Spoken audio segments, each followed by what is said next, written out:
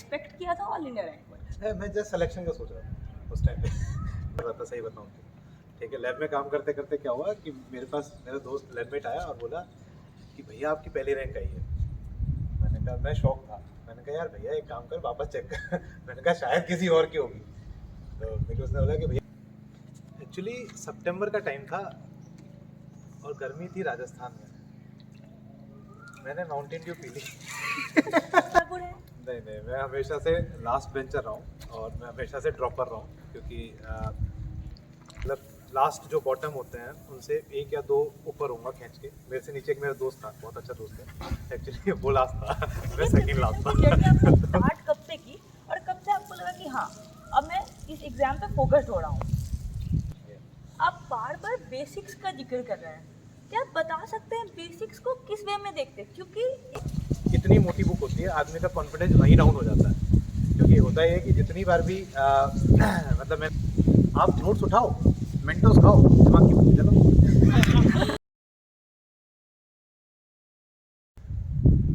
Hello everyone, this is Nisha and I welcome you to my YouTube channel. So आज का दिन काफ़ी special है। I am back after a long time और ये इसलिए इतना स्पेशल है, सिर्फ हमारे पास ऑल इंडिया रैंक 1 नहीं है CSIR नेट एग्ज़ाम के, बल्कि हमारे पास वो टॉपर है जिनकी स्टोरी आपने सपने में भी नहीं सोची होगी कि ऐसे भी टॉपर की स्टोरी हो सकती है। क्यों? क्योंकि हमने न जाने कितने टॉपर्स को देखा है बचपन से। हम जब से क्लास 10th में होते हैं तब से ही हमारे दिमाग में एक टॉपर वाला एक फील होता है, बट इनकी स्टोरी काफ़ी अलग है, उतनी ही एक्साइटिंग है, उतनी ही यूनिक है। क्या आपने कभी सोचा है कि कोई इंजीनियर MSc करने जाता है? तो ये वो है। तो मैं अब ज़्यादा नहीं बताऊंगी, बट ये काफ़ी आपको इतना कुछ सीखने को मिलेगा इस इंटरव्यू के बाद एंड इट इज़ इंस्पिरेशनल। आपको काफ़ी फन भी आएगा। ये हमारे कलीग भी हैं, बट इन्होंने ऑल इंडिया रैंक 1 वो भी फर्स्ट अटेम्प्ट में हासिल की है। That is not a cup of T, right? So let's start. तो चलिए इनकी स्टोरी हम इनके मुंह से ही सुनना पसंद करेंगे। So welcome to my YouTube channel. Thank you. And अब आपको कैसा फील हो रहा है? All India rank 1 that is not a small thing. लगता है एक्चुअली, मतलब this is the first time I got AIR1, तो काफ़ी मिक्स्ड फीलिंग। हाँ, क्योंकि कभी भी ऐसा सोचा नहीं था, क्योंकि पहली बार जब मैंने जैम दिया था तो आई गॉट 93 समथिंग समथिंग। तो डेट टाइम मुझे लगा कि 2 डिजिट में आ सकता है। उससे पहले मैंने जेई दिया था, तो जेई में मेरा डिजिट आया था शायद 5 या 6 डिजिट का, 5 डिजिट का शायद रैंक था। तो मतलब पहली बार मैंने 2 का देखा और अब मैंने पहली बार सिंगल का देखा, तो क्वाइट गुड। क्या आपने एक्सपेक्ट किया था ऑल इंडिया रैंक 1? मैं जस्ट सिलेक्शन का सोच रहा था उस टाइम पे मैंने जब नहीं, पेपर क्योंकि जो आपको देखेंगे वो जानना चाह रहे होंगे नहीं कि मैंने जो कभी भी टॉपर होते हैं उनको पहले से लगता है कि हम टॉप कर रहे हैं। नहीं कभी नहीं लगता एक्चुअली, क्योंकि पहले मैंने जब मैंने पेपर देना चाह मतलब सोचा तैयारी के बारे में, तो मैंने सोचा कि मुझे पहले अपना सिलेक्शन श्योर करना है। सिलेक्शन श्योर किया, फिर अपने आप रैंक आ गया, मुझे पता ही नहीं चला। मैं तो लैब में काम कर रहा था, सही बताऊँ तो। ठीक है, लैब में काम करते करते क्या हुआ कि मेरे पास मेरा दोस्त लैबमेट आया और बोला कि भैया आपकी पहली रैंक आई है। मैंने कहा, मैं शौक था, मैंने कहा यार भैया एक काम कर वापस चेक कर मैंने कहा शायद किसी और की होगी। तो मेरे को उसने बोला कि भैया एक बार मैंने तो चेक कर लिया 2 बार, आप एक बार और चेक कर लो। तो मैंने फिर से एक बार चेक किया, तो मैंने पहले एक बार चेक किया, फिर खुद ने 4 बार और चेक किया फिर मैंने एक दूसरे रूममेट को फ़ोन किया, मेरे रूममेट को फ़ोन किया, रूममेट से पूछा, मैंने कहा भाई देख एक बार नंबर देख ले, ये नंबर है, ये एप्लीकेशन नंबर है, सब कुछ ये रहा, अब एक बार नंबर देख के बता दे कि कौन सी रैंक आई है। जब उसने कंफर्म किया तो देन मेरे को रियलाइज़ हुआ कि नहीं, हाँ शायद पहली रैंक आ गई। But none of my friend believe, और अभी तक ये सो ये तो आपने सुना कि कैसा फीलिंग होता है ऑल इंडिया रैंक 1 आने के बाद। तो अब चूंकि मैंने बोला कि इनकी स्टोरी काफ़ी एक्साइटिंग है, काफ़ी यूनिक है, काफ़ी इंजॉयबल है, एट द सेम टाइम ये इंस्पिरेशनल भी है, तो थोड़ा इनका इंट्रोडक्शन लेते हैं। तो प्लीज़ आप अपना एक शॉर्ट इंट्रो दीजिए, क्योंकि आपकी लाइफ काफ़ी, क्योंकि मैंने इनकी कल स्टोरी सुनी तो मुझे खुद ही इतना एक्साइटिंग लग रहा था कि क्या ऐसा भी टॉपर का स्टोरी हो सकता है। तो चलिए इनका इंट्रोडक्शन लेते हैं। My name is Rahul Agrawal. I have done my BTech from NIT Jaipur, 2013 batch, pass out in metallurgical and material science engineering. उसके बाद मैंने कुछ समय तक एक MNC में काम किया। देन आफ्टर मैं टीचिंग लाइन में आ गया। मुझे लगा कि मुझे बच्चों को पढ़ाना चाहिए। मैं टीचिंग लाइन में कुछ कोचिंग इंस्टीट्यूट्स में मैंने काम किया टिल 2020। फिर मुझे लगा कि life is getting something boring, तो उसके बाद मैंने सोचा कि कुछ नया करते हैं, कुछ एक्साइटिंग करते हैं। तो एक्साइटिंग के नाम पे मुझे याद आया कि चलो MSc करते हैं actually that is not exciting, sometime it is quite boring. लेकिन मैंने सोचा कि पहले कुछ एक्साइटिंग करते, तो एक्साइटिंग करने के लिए मैंने एमएससी करने को चुना। जेम दिया, फाइट किया, किस्मत से हो गया। फिर उसके बाद मैंने सोचा कि चलो कॉलेज मिल ही गया तो कॉलेज को देखते हैं, एंजॉय किया। तो करते करते करते करते फिर नेट दे दिया, तो मतलब ऐसा कुछ नहीं है कि बहुत ज़्यादा मतलब अचीव किया, ये लेकिन बताया कि आपने बीटेक किया, फिर आपने जॉब भी किया और अचानक फिर आप एमएससी में आए। और ये भी ऐसा नहीं कि आप इस टाइम पे आए जिस टाइम लोग जॉब की तरफ जा रहे थे और आपने कोविड की सिचुएशन में जॉब छोड़ दिया, तो क्या आपको डर नहीं लगा? एक्चुअली सितंबर का टाइम था और गर्मी थी राजस्थान में। मैंने माउंटेन ड्यू पी ली। तो डर के आगे जीते। तो क्या आपने ऐसे टॉपर को देखा है जो इतने एंजॉय में? आपने टॉपर जनरली आपके माइंड में कैसा होता होगा? काफ़ी स्ट्रिक्ट होते होंगे, काफ़ी पढ़ाकू होते होंगे, तो क्या आप इतने ही पढ़ाकू रहे? नहीं नहीं, मैं हमेशा से लास्ट बेंचर रहा हूँ और मैं हमेशा से ड्रॉपर रहा हूँ, क्योंकि 12th में मैं जिस बंदे का 60% के आसपास हो, कॉलेज के अंदर बीटेक के अंदर मेरा CGPA 6.5 था। मैं मतलब लास्ट जो बॉटम होते हैं उनसे 1 या 2 ऊपर होऊंगा खींच के। मेरे से नीचे एक मेरा दोस्त था, बहुत अच्छा दोस्त है एक्चुअली, वो लास्ट था। मैं सेकंड लास्ट था। तो ऐसे बंदे से आप एक्सपेक्ट नहीं कर सकते कि मतलब मैं प्रॉपर रहने वाला था, कभी नहीं। तो let's start your CSIR journey. So ये एमएससी में आने का डिसीजन क्या CSIR से रिलेटेड था? क्योंकि आप टीचिंग फील्ड में भी थे, तो इसलिए शायद मैं ये कंक्लूड कर सकती हूँ या मैं सोच सकती हूँ कि एमएससी में आने का रीज़न ये हो सकता है कि आपका टीचिंग में करियर या फिर as a professor career choose कर रहे हो, या फिर आप उसी करियर में और एक्सेल करना चाह रहे हो। तो अब मुझे ये बताओ कि CSIR और एमएससी की जर्नी, इसका थोड़ा आप बताओ। एक्चुअली मैंने ना लेकिन एक्चुअली क्या हुआ, स्टार्टिंग में मैं जेई से स्टार्ट किया। जेई को बच्चों को कुछ पढ़ाया, फिर देन आफ्टर मुझे रियलाइज़ हुआ कि अब मुझे थोड़ा सा और नॉलेज की ज़रूरत है। तो देन आफ्टर मैंने सोचा कि यार और नॉलेज के लिए क्या किया जाए, तो पहले एमएससी किया जाए, और देन पहले मैंने नॉलेज गेन करी, CSIR उसके बाद करता था। तो ऐसा कुछ नहीं कि मैं CSIR के लिए पढ़ रहा था, पहले मैंने बीटेक जनरली हम ये चीज़ नहीं देखते। जनरली क्या शायद ही मैंने किसी को देखा, या मुझे लग रहा है मैंने देखा भी नहीं है। मतलब फर्स्ट टाइम मैं देख भी रही हूँ, सुन भी रही हूँ और इंटरव्यू भी ले रही हूँ कि बीटेक से एमएससी, और वो भी बीटेक ऐसा नहीं कि कहीं प्राइवेट कॉलेज से कर लिया फिर करियर में प्रॉब्लम आ रही है तो चलो एमएससी करके देखते हैं। जनरली जो करते हैं उनका यही रीजन होता है। बट आप तो काफ़ी अच्छे वेल सेटल्ड जॉब में थे, इतनी सही आपकी करियर थी, स्टिल आपने एमएससी चूज़ किया, और एमएससी चूज़ करने के बाद आपने CSIR की तरफ फिर क्यों फोकस किया? ये जर्नी कैसे इंटर रिलेटेड है? मुझे इसके बारे में थोड़ा एक्सप्लेन कीजिए कि किस Actually- थॉट से आपने CSIR की जर्नी स्टार्ट की।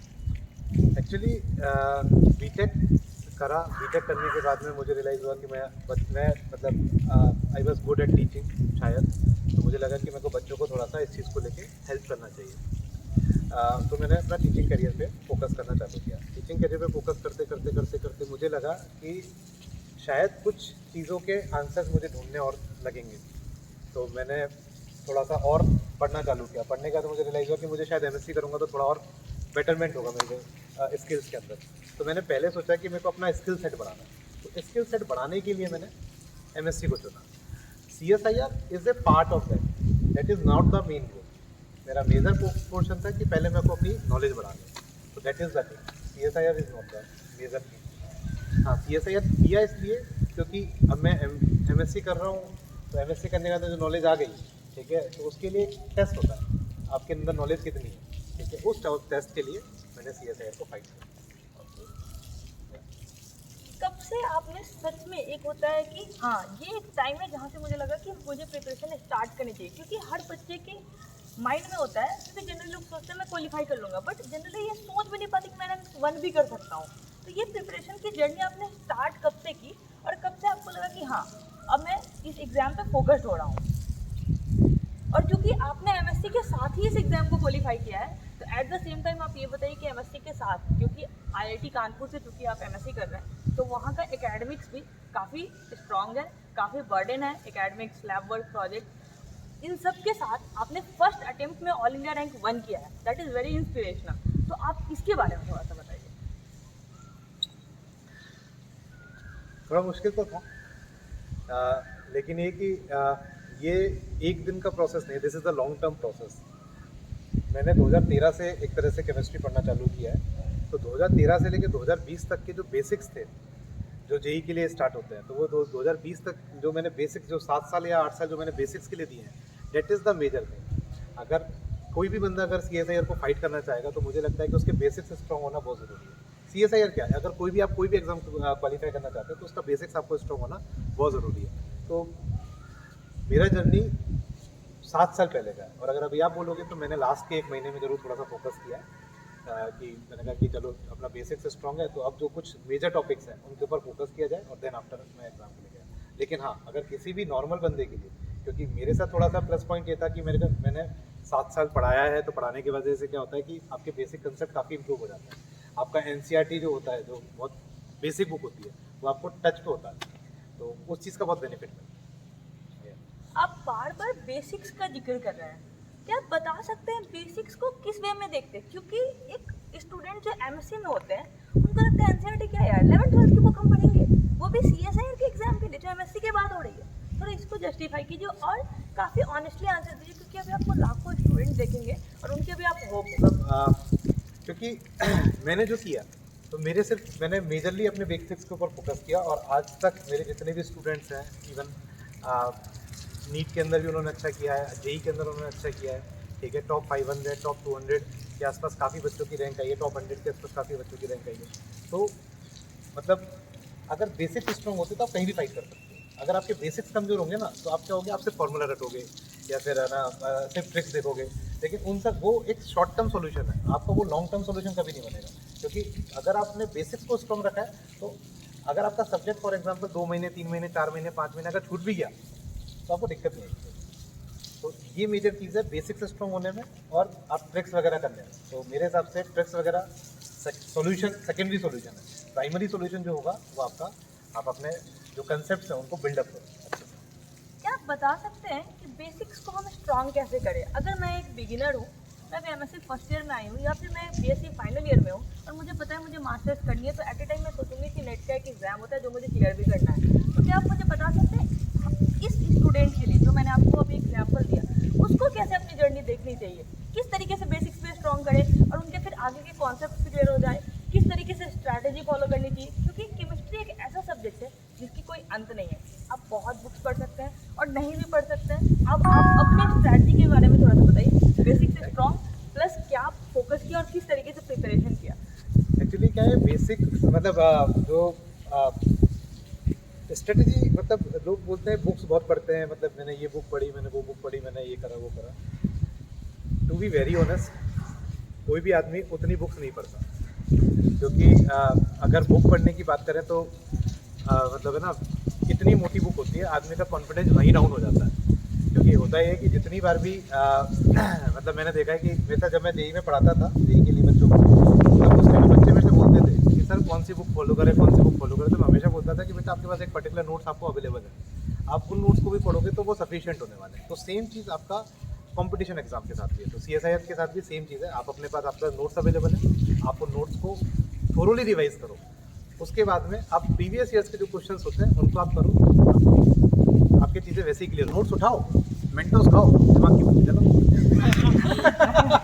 तो आप एक ऐसे टॉपर से मिल रहे हैं जो काफ़ी फनी है, क्योंकि ये हमारे फ्रेंड्स भी हैं, कलीग भी हैं, और आप अभी तक बहुत ही एक कहते हैं ना, काफ़ी स्ट्रिक्ट सी जर्नी देखते होंगे किसी टॉपर की, बट हमारे साथ टॉपर हैं जो काफ़ी इंजॉय करके लाइफ को, और फिर दोस्तों के साथ फन भी करके, और फिर इन्होंने टॉप किया है। तो ये काफ़ी, इन शॉर्ट आप ये बताइए कि बेसिक से लेकर CSIR के पेपर तक books, strategy, test series, material, हर एक चीज़ के बारे में इन शॉर्ट एस्पायरेंट्स को बताइए। हाँ, तो बेसिक की शुरुआत जो होती है वो हमेशा आपको NCERT से होगी। NCERT से आप बेसिक की शुरुआत करोगे, और फिर आप है ना, आपके पास है ना टेलीग्राम पे बहुत सारे कोचिंग्स के मटेरियल अवेलेबल होते हैं, ठीक है। तो किसी भी पर्टिकुलर कोचिंग को आप उठाओ, और वहाँ से आप जेई का मटेरियल सॉल्व कर सकते हो। जेई एडवांस का मटेरियल में सबसे अच्छी बात ये है कि आपका जो जैम तक का लेवल है उन पर्टिकुलर टॉपिक्स का, वो क्लियर हो जाएगा, ठीक है। तो जैम तक का लेवल क्लियर होने का मतलब ये है कि अगर आपने जेई एडवांस का मटेरियल पूरा पढ़ा हुआ है, तो ऑलमोस्ट आपका 80 टू 90 मार्क्स का कंसेप्ट क्लियर है, ठीक है। 30 नंबर आपके जो एप्टीट्यूड के वो बोनस है, अभी मैं बता रहा हूँ, मतलब आपका कट ऑफ क्लियर हो चुका है जे एडवांस से, ठीक है, CSIR का। उसके बाद में आप क्या करो, आप अपने 3 या 4 या 5 कोई भी सेलेक्टेड टॉपिक्स जिनका वेटेज ज़्यादा है, जैसे आपके पास कोऑर्डिनेशन कंपाउंड होता है, ऑर्गेनोमेटेलिक्स होता है, क्वांटम होता है, ठीक है, इनको आप पढ़ो, ठीक है, इनको पढ़ो और इनके एक्स्ट्रा जो होते हैं, मतलब जो भी अपना नेट में जितना आ रहा है, ठीक है, उनको आप उठा दो। तो आपका 30 मार्क्स एक तरह से, तो 90 मार्क्स आपका क्वांटम, कोऑर्डिनेशन और ऑर्गेनोमेटेलिक्स इससे कवर हो जाएगा, ठीक है। बहुत सिंपल सी बात है। और एक चीज़ होती है, उसको बोलते हैं अपन मालिश करना, ठीक है, कि जैसे होते हैं ना जो जैसे अपने कई बार है ना, अगर जो जोड़ होते हैं, ठीक है, जोड़ों की अगर लगातार मालिश नहीं होती तो खराब हो जाती है, ठीक है। तो मालिश करने के लिए क्या करना है आपको, डेली का एक पेपर लगाना है, ठीक है। ये नहीं कहता कि पूरा आप नेट का पेपर लगाओ ना, ये जरूरत ही नहीं है। आप सिंपल सा बेसिक्स के लिए जेई मेंस के पेपर उठाओ और एडवांस के पेपर उठाओ, ठीक है। वो आपका 35 मिनट लेगा जेई मेंस का पेपर, और आप 35 मिनट के अंदर जेई मेंस का एक पूरा पेपर सॉर्ट आउट कर सकते हो, ठीक है। डेली का एक पेपर लगाओगे, ठीक है। अभी इतने पेपर्स अवेलेबल हो गए कि आपका 2 महीने में आपका बेसिक्स क्लियर हो गया, और फिर आप नेट के पेपर्स लगाना चालू करोगे, ठीक है। उसमें फिर आपको धीरे धीरे करते हुए प्रैक्टिस हो जाएगी। तो आपका 3, 4, 5 महीने के अंदर आप चाहोगे तो बेसिक्स से लेके आप बिल्कुल लास्ट लेवल तक आ जाओ, मतलब लास्ट लेवल तक आ जाओगे, और मैं गारंटेड बोल सकता हूँ कि आप बहुत अच्छी रैंक डिजर्व भी करोगे और बहुत अच्छी रैंक आपको मिलेगी, ठीक है। लेकिन सबसे बड़ी बात, इंपॉर्टेंट बात है, मालिश जरूर करें, ठीक है। आपने चूंकि सोशल मीडिया का नाम लिया, हाँ। टेलीग्राम, हाँ, जैसे ही हम टेलीग्राम खोलते हैं, कंटेंट के बजाय हम सोशल मीडिया कंटेंट पे ज़्यादा चले जाते हैं, एक डिस्ट्रैक्शन भी होता है। तो मैं यहाँ पे आपको काउंटर कर रही हूँ, क्योंकि आप कंटेंट तो मिलेगा, और कंटेंट भी जैसे सिर्फ एक चैप्टर लेते, कोऑर्डिनेशन, ऑर्गेनोमेटेलिक, क्वांटम, ये तीनों ही हमारे जेई एडवांस के सिलेबस में नहीं है उतने डिटेल में जितना कि हमारा CSIR के पेपर में आता है, राइट।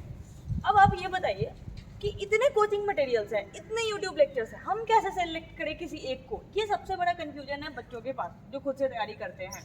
ये सबसे बड़ी प्रॉब्लम है, ठीक है। लेकिन इसमें क्या, इसका एक बहुत अच्छा सॉल्यूशन है कि कभी भी क्या होता है कि अपने को ना हमेशा एक मटेरियल जो होता है ना, कोई सा भी एक, इट डजंट मैटर कि वो कौन सी कोचिंग का है, आप एक मटेरियल लोगे, उसको सॉल्व करोगे। देखो, रादर देन 10 बुक सॉल्व करना, आप एक बुक को 10 बार सॉल्व करो।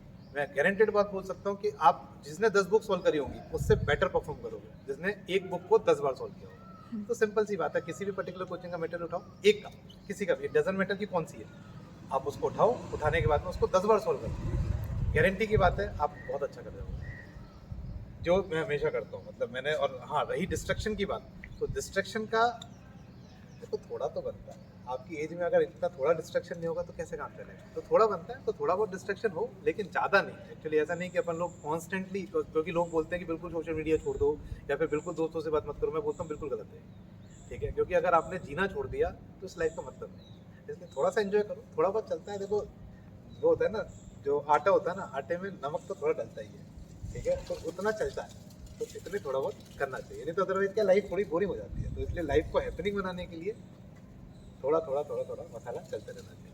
वाह, nice. So aspirants, I hope कि आपको बहुत मज़ा आ रहा है और काफ़ी कुछ आपको सीखने को भी मिल रहा है, क्योंकि ये इंटरव्यू काफ़ी अलग है, क्योंकि आप एक ऐसे टॉपर से मिल रहे हैं। फिर भी बोल रही हूँ कि वो अच्छा, टॉपर तो है। एक चीज़ और जो बोल रही थी, वो ये कि लोग है ना बिल्कुल ये कर देते हैं कि मैं मूवी नहीं देखूंगा, मैं ये नहीं करूंगा, वो नहीं करूंगा। ये सबसे गलत बात है, ठीक है, क्योंकि जब तक देखो, और है ना, एक सोने का भी है, क्योंकि मेरे साथ मैंने कई लोगों को यहाँ के नोटिस किया है कि जो अपनी नींद सेक्रीफाइस करते हैं पढ़ने के लिए। तो मैं हमेशा बोलूँगा कि अपनी नींद कभी सेक्रीफाइस मत करो पढ़ने के लिए। आपको नींद आ रही है, आपको 6 घंटे की नींद की जरूरत है, तो मैं बोलूँगा आप 7 घंटे, ठीक है। आपको 7 घंटे की जरूरत है, तो मैं बोलूँगा आपको 8 घंटे की, ठीक है, क्योंकि अगर आपकी नींद कंप्लीट होगी ना, तो आपका माइंड बहुत रिफ्रेश वर्क करेगा, ठीक है। तो जो चीज़ आप 2 घंटे में कर रहे हो ना, हो सकता है वो 15 या 20 मिनट के अंदर खत्म कर दो, या फिर आधे घंटे के अंदर खत्म कर दो। तो बहुत इंपॉर्टेंट चीज़ है आपकी नींद। और सेकंड इंपॉर्टेंट चीज़ है, क्योंकि माइंड रिफ्रेश रहना है, तो वीक में आप एटलीस्ट एक मूवी जरूर देखें, कोई भी, ठीक है, जिसमें भी आपको मजा आता हो। कॉमेडी में मजा आ रहा है, कॉमेडी देखो, थ्रिल में मजा आ रहा है, थ्रिल देखो, लेकिन मूवी देखो, सीजन मत देखना।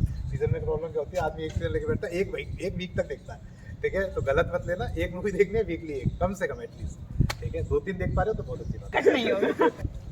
तो अब तक आपने टेस्ट सीरीज, हाँ, टेस्ट सीरीज के बारे में बताइए कि ये कितना इंपॉर्टेंट है। क्या आपने कोई टेस्ट सीरीज लगाई थी?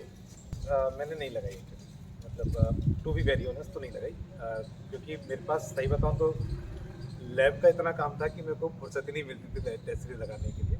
हाँ, लेकिन एक चीज़ जरूर मैं करता था कि प्रीवियस ईयर जो पेपर्स होते ना वो बहुत अच्छे से लगाए। ठीक है, लास्ट जैसे जेई के मैंने अभी पहले थोड़ी देर पहले ही बताया कि जेई के जो पेपर्स हैं वो लगाने। ठीक है, गेट के पेपर्स हैं वो लगाओ, नेट के पेपर्स हैं वो लगाओ, एक टाइम ड्यूरेशन लगा दो। ठीक है, जैसे आपका 3 घंटे का पेपर है तो 2.5 घंटे का टाइम लगाओ, 2.5 घंटे के अंदर कोशिश करो पेपर को सॉल्व करने की। आपको पता चलेगा कि आप कहाँ मिस्टेक कर रहे हो, और जहाँ आपको गलती आप जब देखो बादाम खाने से अकल नहीं आती, सीधी सी बात है, ठोकर खाओगे अकल आ जाएगी। तो इसलिए प्रॉपर तरीके के साथ पेपर लगाओ, जरूरी, बहुत जरूरी। एक नेक्स्ट क्वेश्चन जो होता है, कभी कभी स्टूडेंट्स को लगता है मुझे बस बता ही दो, बस कितना टाइम हम पढ़े कि हो जाएगा। मतलब आप बताओ कि कितना ड्यूरेशन चाहिए सीएसआर के प्रिपरेशन के लिए और साथ में गेट के प्रिपरेशन के लिए भी। देखो अगेन वापस से वही चीज़ मैं वापस और बोलूँगा। एक सेकेंड मैं आपको कट कर रही हूँ। एस्पायरेंट्स आपको ये भी पता होना चाहिए, ये जियो साइंटिस्ट में भी इनका सिलेक्शन हो चुका है। जियो साइंटिस्ट सीएसआईआर आपके पास टॉपर है, इनका टीचिंग एक्सपीरियंस 7 इयर्स का है, इनके कितने स्टूडेंट्स चाहिए, एडवांस क्वालिफाइड है विद टॉप रैंक। अब मैं नेट को पढ़ा दूंगा। So he is geoscientist ranker also. He is CSIR AIR 1. So अगर ये कुछ बता रहे हैं तो प्लीज फोकस। कितना टाइम चाहिए CSIR का प्रिपरेशन के लिए? मतलब एग्जैक्ट टाइम एक होता है ना, बच्चे दिमाग में सोच करते हैं अच्छा मैं 6 महीने पढ़ूंगा हो जाएगा, या फिर मैं 2 साल पढ़ूंगा हो जाएगा। तो आप एक एवरेज स्टूडेंट के लिए बताओ कि हाँ इतना टाइम आपको चाहिए प्रिपरेशन के लिए। देखो इस चीज़ में मैं ना गवर्नमेंट को ना बहुत अच्छे से मानता हूँ। गवर्नमेंट ने जो जो मतलब है ना पॉलिसीज़ बनाई है ना, वो सोच समझ के बनाई है, क्योंकि वो साइंटिस्ट ने डिज़ाइन किया है करिकुलम। तो उन्होंने 6 महीने का टाइम दिया, तो प्रिपरेशन के लिए 6 महीने सफिशिएंट। ठीक है, 6 महीने अगर आप बेसिक से कर रहे हो, ठीक है, अगर आप बेसिक से स्टार्ट करोगे तो 2 महीने 2.5 महीने आपको बेसिक स्ट्रॉन्ग करने में लगेगा। 2.5 महीने के बाद में आप मॉडिफिकेशन करोगे और आप मॉडरेट लेवल तक पहुँचोगे, और लास्ट 1 महीने में आप बिल्कुल टॉप मार्क पे पहुँचोगे। तो टोटल 6 महीने का ड्यूरेशन आपको चाहिए होता है, जो कि आपको CSIR प्रोवाइड करता है मल्टीपल अटेम्प्ट्स के बीच में। ठीक है, उसके अलावा जो बंदा थोड़ा सा पहले से ही प्रो है, ठीक है, तो उन लोगों के लिए मैं बोलूँगा कि जिनके बेसिक से स्ट्रॉन्ग है, तो एटलीस्ट 3 महीने पहले अगर आप चालू करोगे, ठीक है, और लास्ट 1 महीने में अगर आप पास्ट ईयर्स के पेपर्स अच्छे तरीके से लगाते हो तो दैट इज गुड। कितना इंपॉर्टेंट है पास्ट ईयर्स पेपर? आपने काफी टाइम पास्ट ईयर्स बोला। मैंने तो लास्ट में पास्ट ईयर से लगाए थे। कौन कौन से एग्जाम के लगाए आपने? सिर्फ CSIR के लगाए थे मैं तो। और हाँ, एक और चीज़, लोग क्या करते हैं कि पहले मेरा थ्योरी खत्म हो जाए, ठीक है, तब से करूँगा। ठीक है, ये सबसे बड़ी गलती है।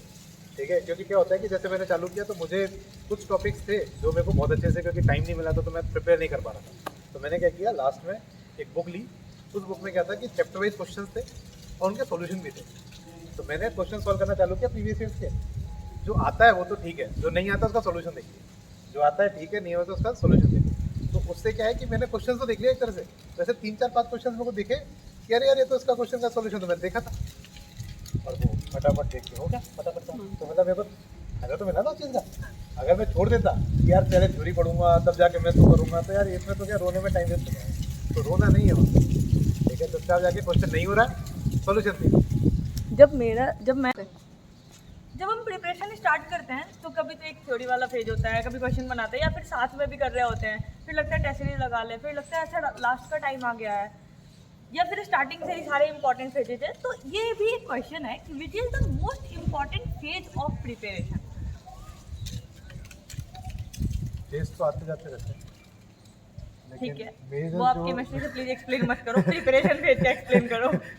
लेकिन ये कि मेजर जो फेज होता है वो एक तो स्टार्टिंग फेज बहुत ज़्यादा होता है, और एक आपका लास्ट फेज होता है ना, वो बहुत ज़्यादा इंपॉर्टेंट होता है। क्योंकि स्टार्टिंग फेज में आपको लगता है कि मोटिवेशन, ठीक है, वो बहुत ज़रूरी है लाना। और जो लास्ट फेज होता है, उस लास्ट फेज में कई बार क्या अपन अपने ऊपर क्वेश्चन करने लगते हैं, क्या मैं ये कर पाऊँगा या मैं नहीं कर पाऊँगा। ठीक है, या फिर एक चीज़ होती है कि अपन ओवर कॉन्फिडेंस हो जाता है कि यार ये तो मेरे लिए मतलब बाएं हाथ का खेल है। ठीक है, तो ये दोनों ही चीज़ें जो होती है ना, ये दोनों ही बहुत डेंजरस होती है। तो इसलिए स्टार्टिंग में आपको मोटिवेशन खुद को लाना, और लास्ट में अपने आप को मोटिवेटेड बनाए रखना, या फिर ओवर कॉन्फिडेंस से बचना। ठीक है, ये इंपॉर्टेंट है। तो इसलिए मतलब दोनों ये 2 पेज जो होते हैं ना, ये बहुत इंपॉर्टेंट है। या फिर लास्ट में लोग होप ही छोड़ देते हैं कई बार, तो अरे यार मेरा तो होगा ही नहीं तो मैं पढ़ना भी छोड़ देता हूँ। वो सबसे गलत बात है। ठीक है, क्योंकि क्या पता कब किसके हाथ में क्या मिल जाए। तो इसलिए मतलब है ना, मेरे हिसाब से तो लास्ट में मैं कभी होप नहीं छोड़ूंगा, मैं कुछ भी जैसे जियो। देखो अल्टीमेटली क्या है कि इन सभी पेपर्स के अंदर एक कॉमन चीज़ है, उसको बोलते हैं केमिस्ट्री। ठीक है, तो तुम चाहे कुछ भी पढ़ो, तुम केमिस्ट्री पढ़ रहे हो, तो आपकी केमिस्ट्री आपने बचपन से पढ़ी है, आपने 12th में 11th में पढ़ी है, 12th में पढ़ी है, फिर बीएससी में पढ़ी है, अब आप एमएससी भी कर रहे हो, कर चुके हो, तो कहीं ना कहीं आपको केमिस्ट्री आती है, तो यू ऑलवेज ट्रस्ट योरसेल्फ। अगर आपने अपना ट्रस्ट अपने ऊपर छोड़ दिया ना, तो फिर आप मतलब थोड़ा गलत है वो, आप अपने साथ गलत कर रहे हो। So that was a very honest review about the preparation कि हमें केमिस्ट्री सबसे इम्पोर्टेंट है। एग्जाम तो होते रहेंगे, नेट होगा, गेट होगा, जियो साइंटिस्ट होगा, यानी कितने एग्जाम्स है केमिस्ट्री में, आपका पीजीटी, टीजीटी, बहुत एग्जाम्स हैं। But at the and in सारे एग्जाम में अकॉर्डिंग टू द टॉपर जो कॉमन है that is chemistry and you must be I don't like Focused. to be called topper. I am a dropper. अब आप topper है हो गया। अब लास्ट इसको एंड करते हैं। तो स्टेज का जो पार्ट होता है वो काफ़ी इंपॉर्टेंट हो जाता है पेपर का। काफ़ी लोग डिप्रेस हो जाते हैं, काफ़ी लोग पैनिक करते हैं, काफ़ी लोग ओवर कॉन्फिडेंट भी हो जाते हैं। तो इसको आपने कैसे मैनेज किया और क्या किया इस लास्ट 20-25 डेज में आपने? अगेन सेम चीज़, बिल्कुल सेम चीज़ कि आपको पेपर करना है। पेपर करते करते क्या होगा, आपको सारी चीज़ें, स्थिति जो है ना वो आपके सामने आ जाएगी। अगर आप ओवर कॉन्फिडेंट हो तो आपका ओवर कॉन्फिडेंस खत्म हो जाएगा, ठीक है। अगर आप कॉन्फिडेंट हो, ठीक है, अगर आपके सही मार्क्स आ रहे हैं तो आप कॉन्फिडेंट मेंटेन करोगे, और अगर आपको बाई चांस आपके मार्क्स नहीं आ रहे तो डिप्रेस होने की कतई जरूरत नहीं, ठीक है। ये सबसे अच्छी चीज़ है क्योंकि इससे बुरा तो हो ही नहीं सकता, ठीक है। अब अच्छा ही हो सकता है, तो अच्छे में क्या है कि अगर आपको नहीं आ रहा क्वेश्चन तो आप सीधा सॉल्यूशन देखो, ठीक है। कौन मना कर रहा है आपको? सॉल्यूशन सब जगह अवेलेबल है, आप डायरेक्ट सॉल्यूशन देखो। मैं गारंटी के साथ बोल सकता हूँ कि आपको कम से कम नहीं तो 10 या 20 क्वेश्चन ऐसे होंगे जो डायरेक्ट बस वैल्यूज चेंज होंगी लेकिन कंसेप्ट आपका सेम लगेगा। अब 20 क्वेश्चन का मतलब हो गया, नहीं करते हो 40 नंबर, और अगर 4 में आ गए तो 80 नंबर, ठीक है। और एवरेज रख के चले तो 60 नंबर तो आपको प्रॉफिट दे के गया। और एक और चीज़ जो सबसे इंपॉर्टेंट है वो ये है कि लोग है ना एप्टीट्यूड को छोड़ देते हैं। ये सबसे बड़ी मिस्टेक जो है जो एमएससी वाले करते हैं, वो आपके लिए मतलब कहते हैं ना कि वो फोकट के मार्क्स हैं। अगर आप वो करके जाओगे ना तो 30 नंबर तो आप लोगों से आगे चल रहे हो, ठीक है। तो आपको ये नहीं करना कि आप उसके लिए एक्स्ट्रा प्रिपेयर करो। आप बस ये कर सकते हो कि डेली के 2 क्वेश्चन 3 क्वेश्चन नॉर्मली करो, ये आपके आईक्यू के लिए बहुत बेटर है। तो इसलिए मेरे हिसाब से 2-3 क्वेश्चन डेली करोगे, आपको तो मजा ही आ जाएगा ना। क्योंकि एक तो देखो बोर होता है ना, तो एप्टीट्यूड करोगे ना तो आपको बोरियत आपकी खत्म ही हुई, अभी वो बोरियत बढ़ाएगा नहीं, क्योंकि केमिस्ट्री से अलग है, क्योंकि ज़्यादा इन्जॉय तो करने में वो आता है, ठीक है। तो आप कोशिश करो। सो आज के सेशन में हमने काफ़ी कुछ सीखा। सो इस सेशन को अब हम कंक्लूड करते हैं। So thank you lot for your valuable time और thank you for coming to the channel. काफ़ी कुछ हमें भी सीखने को मिला और आई होप कि आप जो भी लोग इस वीडियो को देखेंगे और जो भी अंत तक देख रहे हैं, क्योंकि आधे लोग तो वही फेल हो जाते हैं जो जिन्होंने अंत तक नहीं देखा, क्योंकि बहुत सारी बातें होती है जो बीच में आती है, कुछ बातें क्योंकि ये रैंडम होता है, जो हम चीज़ें बोलते हैं वो रैंडम होता है। तो अगर आपने बहुत कुछ सीखा है तो प्लीज़ चैनल को लाइक कीजिए, सब्सक्राइब कीजिए, कमेंट कीजिए वीडियो को, and he will be very happy to reply and I will be blessed to reply your comments whenever I get time. तो अगर आपको कुछ भी लगता है तो आप इस वीडियो के बारे में कमेंट कर सकते हैं, अपने व्यूज़ दे सकते हैं, और कुछ भी क्वेश्चंस हैं प्रिपरेशन से रिगार्डिंग तो आप वो भी रख सकते हैं। और इसके बाद हम एक इंटरेक्टिव सेशन भी रखेंगे लाइव इनके साथ, तो प्लीज़ अपने क्वेश्चन भी उसमें डालिए कि हम इनसे क्या क्या पूछे। आप इनके कुछ भी पूछ सकते हैं, personal life, professional life, academics, और हम इनके साथ एक लाइव इंटरेक्टिव सेशन रखेंगे। So thank you a lot for watching and thank you a lot for coming to my channel. Thank you. And congratulations again for qualifying geoscientist paper also and CSIR all in a rank 1.